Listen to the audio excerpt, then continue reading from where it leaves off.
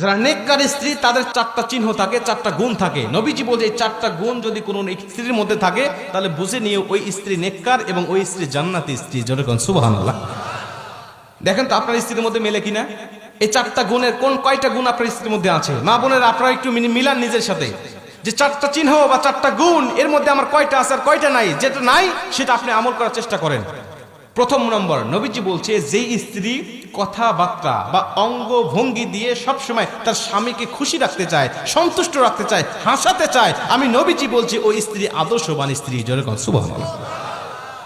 অঙ্গভঙ্গি দিয়ে, হাসি দিয়ে, বিভিন্ন ভাবে কথাবার্তা দিয়ে স্বামীকে হাসি খুশি রাখতে চায়, সন্তুষ্ট রাখতে চায়, নবীজি বলছে ওই স্ত্রী সবচেয়ে আদর্শবান। আপনি মিলান তো আপনার স্ত্রী আপনাকে হাসায় কিনা, আপনাকে সন্তুষ্ট রাখতে চায় কিনা, নাকি সবসময় মুখ গোমরা করে রাখে? যদি হাসাতে চায় বা আপনাকে সন্তুষ্ট রাখতে চায় বুঝে নিয়ে নবীজির ভাষা অনুযায়ী ওই স্ত্রী আদর্শবান। 2 নম্বরে নবীজি বলছে তুমি যখন বাহির থেকে আসবে তখন তোমার স্ত্রী সংসারের কাজগুলোকে সামান্য সময়ের জন্য স্থগিত করে তোমাকে সময় দেয় কিনা। আদর্শবান স্ত্রী সাময়িক সময়ের জন্য সংসারের কাজগুলোকে স্থগিত রেখে বা একটু স্টপ রেখে তখন স্বামীকে সঙ্গ দিবে। বাইরে থেকে আসছে জুতাটা খুলে দিবে, জামাটা খুলে আলনার উপর রেখে দিবে, এরপরে কি লাগবে গামছা মুখ ধুয়ে আসছে ওয়াশরুম থেকে টাওয়ালটা আগায়া দিবে, তার কি দরকার এদিকে সে মনোনিবেশ করবে। নবীজি বলছে যখন আদর্শবান স্ত্রী এটা করবে আল্লাহ পাক তখন ওই স্বামীর মধ্যে স্ত্রীর জন্য মোহাব্বত ঢেলে দিবে। জোরে বলেন সুবহানাল্লাহ।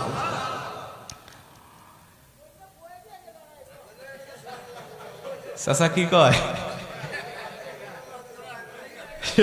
একটা কি যে মুসিবতে আছে না আপনার, আমি তো বুঝতে পারতেছি। তো এইটা হলো 2 নম্বরে, তার মধ্যে 2টার মধ্যে 2টাই নাই, এটাই তো। আচ্ছা 2টা ফেল। গাজীপুরের মায়েরা আপনাদের দুর্নাম হয়ে যাচ্ছে কিন্তু। এরপরে 3 নম্বরে নবীজি বলছে যখন স্বামী মানসিকভাবে অশান্তির মধ্যে থাকবে, ব্যবসা বাণিজ্যে লস খাইছে বা কোনো দুর্ঘটনা ঘটছে, কোন একটা মানসিক ডিপ্রেশনের মধ্যে স্বামী আছে, তখন নেককার স্ত্রী যারা তারা স্বামীর ভুল না ধরে স্বামীকে মানসিকভাবে তাকে বিভিন্ন সাপোর্ট দিতে থাকে, প্রশান্তি দেয় বা সাপোর্ট দিতে থাকে যে আচ্ছা তুমি যেটা করছো সমস্যা নাই, তুমি ব্যবসায় লস খাইছে তো সমস্যা নাই, আল্লাহ আবারও আমাদেরকে আরো ভালো কিছু দিবে। আর যারা বদকার স্ত্রী তারা বলে আমি কইছিলাম তোমাকে এটা না করার জন্য, আমি কইছিলাম এই ব্যবসাটা না করার জন্য, আমি কইছিলাম ওই জায়গায় না যাওয়ার জন্য, তুমি আমার কথা শোনো না, এখন কেমন লাগে দেখো। এটা হলো বদকার স্ত্রীর কথা। নেককার স্ত্রীর কথা আচ্ছা তুমি যেটা করেছো এটা তো আল্লাহর তরফ থেকে হয়েছে, আল্লাহ তো বলেছেন ওয়ালা সাউফা ইউতিকা রাব্বুকা ফাতারদা, অচিরেই তোমার রব এমন কিছু দিবে যা দেখে তুমি সন্তুষ্ট হয়ে যাবে, অতএব মন খারাপ করো না, আল্লাহ এর থেকে আমাদের জন্য ভালো কিছু রেখে দিয়েছে। যেরকম সুবহানাল্লাহ। বলেন এমন কথা যখন কোন স্ত্রীরা বলবে স্বামীকে, তখন ওই স্বামী কিন্তু যদিও কষ্টের মধ্যে থাকে কষ্ট মুহূর্তের মধ্যে দূর হয়ে যাবে, যে কেউ আমার পাশে নাই, আমার পাশে আমার মা নাই, বাবা নাই, আমার পরিবার পরিজন কেউ নাই, কিন্তু আমার অর্ধাঙ্গিনী আমার স্ত্রী আছে। আর একজন স্ত্রী যদি তার মানসিকভাবে শারীরিকভাবে যদি সাপোর্ট দেয়, এর থেকে বড় সাপোর্ট একটা পুরুষের জন্য আর কিছু হতে পারে না। কথা বলে ঠিক কিনা? মা বোনদেরকে বলতে চাই একটু মনোযোগ দেন আমার আলোচনার প্রতি। এটা হলো 3 নম্বরে যে তাকে শারীরিকভাবে মানসিকভাবে তাকে প্রশান্তি দিবে। 4 নম্বরে নেককার স্ত্রী গুণ হলো নবীজি বলছে তার স্বামী যখন কোনো বৈধ কাজের আদেশ দিবে তখন স্ত্রী সর্বাত্মক চেষ্টা করবে ওই বৈধ কাজটা পালন করার জন্য। যে কোনো আদেশ যদি বৈধ হয়, এখন যদি কোন তোকে চল সিনেমা নিয়ে যাবো সিনেমা দেখার জন্য, তখন নেককার স্ত্রী যাবে না।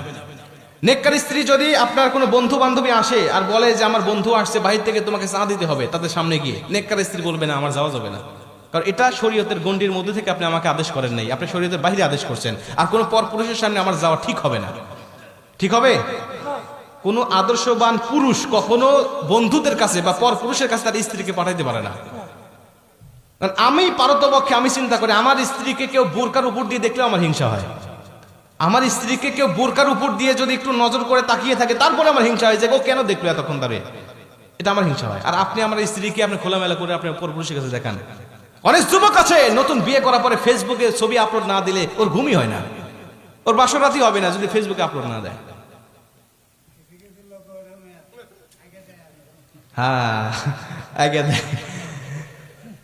শোনেন, আর দায়ুসু লা ইয়াদখুলুল জান্নাহ, নবীজি বলছে দায়ুস কখনো জান্নাতে যাবে না। কোথায় যাবে না? জান্নাতে যাবে না। নবীজিকে সাহাবীরা জিজ্ঞেস করলেন ইয়া রাসূলুল্লাহ দায়ুস কারা? নবীজি বলছে দায়ুস কোনো মহিলা নয়, দায়ুস হলো পুরুষেরা। যেই সমস্ত পুরুষেরা ক্ষমতা থাকার পরেও তার স্ত্রীকে, তার মাকে, তার বোনকে আর তার মেয়েকে পর্দায়